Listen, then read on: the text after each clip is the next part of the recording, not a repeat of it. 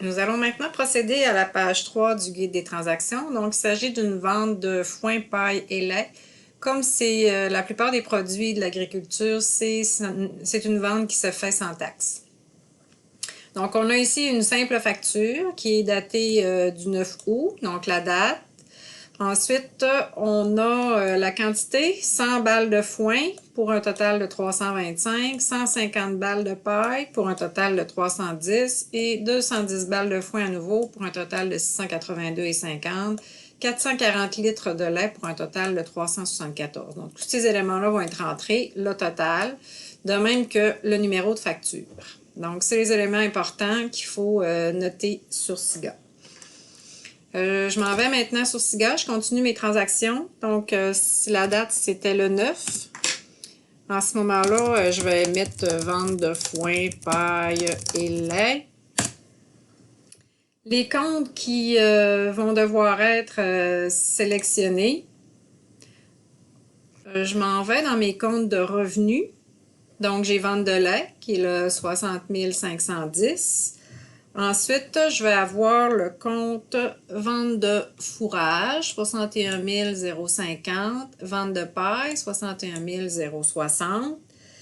Et je vais avoir l'encaisse ou le banque numéro 1, si on veut, le 10 200 dans lequel vont être déposés le montant. Donc, je commence avec le compte de revenus. Le premier, ça va être des balles de foin.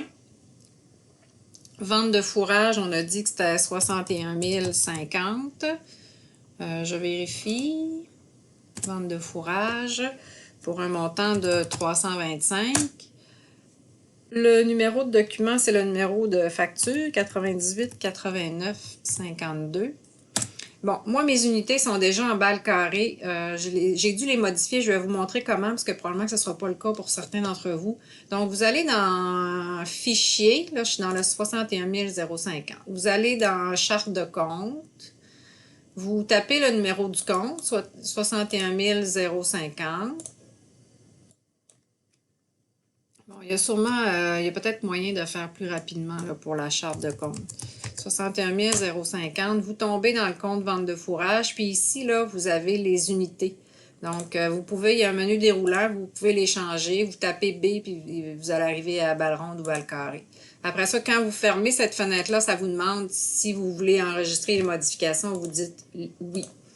Pour ce qui est du nombre de balles, je peux les rentrer. Donc, j'en ai 100. Je vais répéter la ligne du haut, donc je fais un égal. Autre compte, vente de paille. Donc là, c'est le 61 060 pour un montant. Donc, il s'en va du côté des crédits parce que c'est un revenu d'un compte de revenus.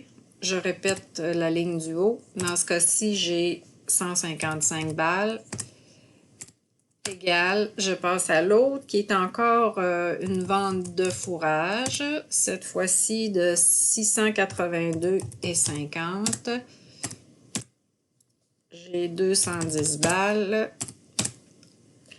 Et finalement, la vente de lait qui est le 60 510. J'ai écrit 61, hein? Ouais, je ne suis pas dans le bon compte. 60.